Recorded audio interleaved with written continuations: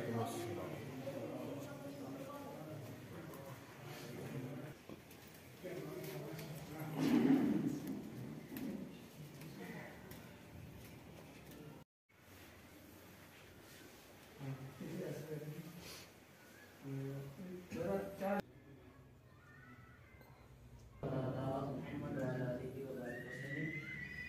अल्लाह के प्यारे हबीब सल्लल्लाहु तआला अलैहि वसल्लम ने इरशाद फरमाया कि तुम अपनी मजलिसों को मुझ पर दुरूद पाक पढ़कर आरास्ता करो कि बेशक तुम्हारा दुरूद पाक मुझ तक पहुंचाया जाता है। सलामुन अलैका या रसूलल्लाह व अला आलिका व अस्हाबिका या हबीबल्लाह। प्यारे और मोहतरम इस्लामी भाइयों, अल्लाह तबारक व तआला का करोड़ एहसान कि उसने हमें इस माह मुकद्दस के अंदर अपने घर में जमा होने की तौफीक अता फरमाई। और अल्लाह तबारक व तआला का हमें ये भी शुक्र अदा करना चाहिए कि उसने हमें ये मौका दिया कि हम 10 दिन उसके घर में बैठकर एहतिकाफ करने की सआदत हासिल करेंगे।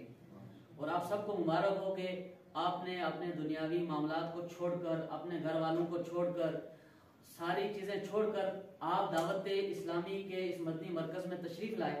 लेकिन मुझे उम्मीद है कि आपके दिल में ये नीयत होगी कि दावत इस्लामी के मदनी मरकज़ में हम जाएंगे, वहाँ पर इज्तिमाई एहतिकाफ होगा, एहतिकाफ का सवाब हमें अलग से मिलेगा और इल्म दीन वहाँ सिखाया जाएगा, उसका सवाब हमें अलग से मिलेगा।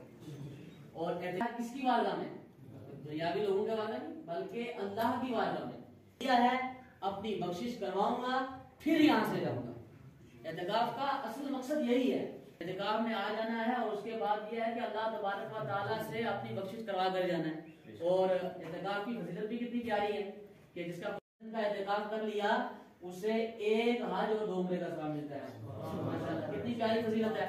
और साथ साथ में ये है कि आप जो है हर वक्त यहाँ मस्जिद में रहेंगे तो नेकियों का मेटर तो चलता ही रहेगा। ऐसे ही बंदा जब एहतिकाफ की नियत से मस्जिद में बैठ जाता है तो हर सांस के बदले में 10 नेकियां मिलती हैं। और एहतिकाफ में और फिर सारा वक्त यहाँ पर आपको देंगे, ठीक है, सारा वक्त आपको देंगे। आपने अपने वक्त को जाया नहीं करना है।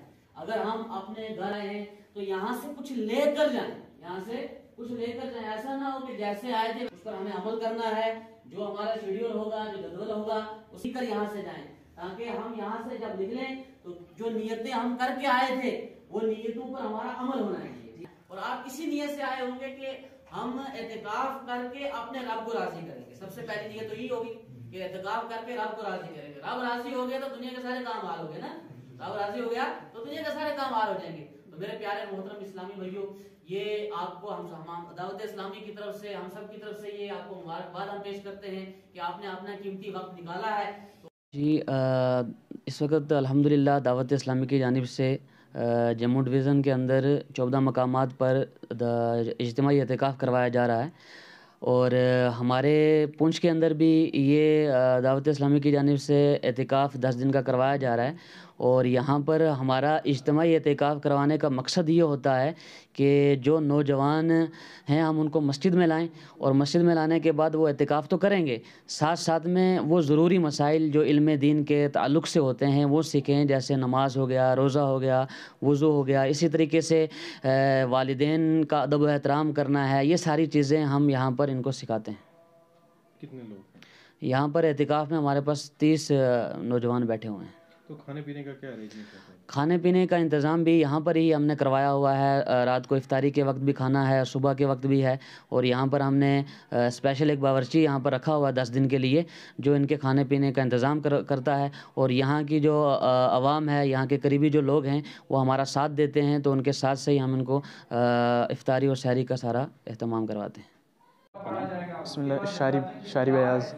शारी जी बताएं जो यहाँ पर आप बताएं। ये रमज़ान के आखिरी 10 दिन काफ़िले के होते हैं, जो एतकाफ़ के होते हैं।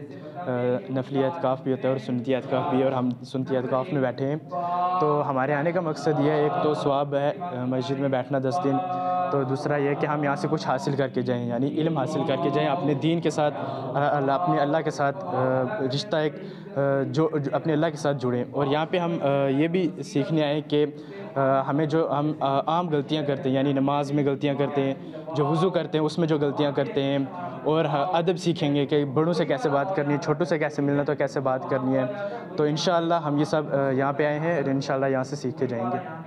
वस्सलातु वस्सलामु अला सय्यिदिल मुरसलीन अम्मा बाद फ़अऊज़ु बिल्लाहि मिनश्शैतानिर्रजीम बिस्मिल्लाहिर्रहमानिर्रहीम।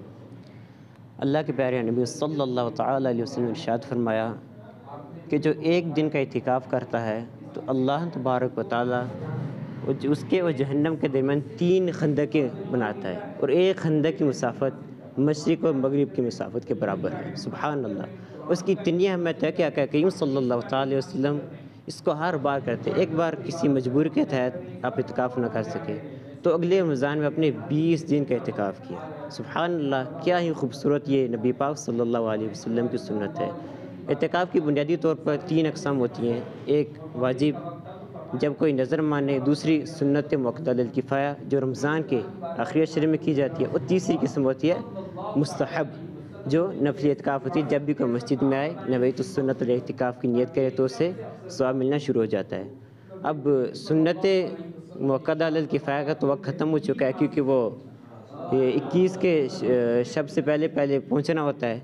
इसलिए अब अगर कोई नफली इतिकाफ़ करना चाहे, अब भी मस्जिद आला हज़रत फ़ैज़ान आला हज़रत में आपके लिए मौका है। आप आएँ, इल्म दीन सीखें। इंशाअल्लाह जो आपको यहाँ नमाज़ दुरुस्त होगी, यहाँ जो दीनी मसाइल सीखने को मिलेंगे, किस तरह माशरे में हमें रहना है, किस तरह के मसाइल है, ज़िंदगी में किस तरह जीना है, क्या ढंग है, सबको इंशाअल्लाह सीखने मिलेगा।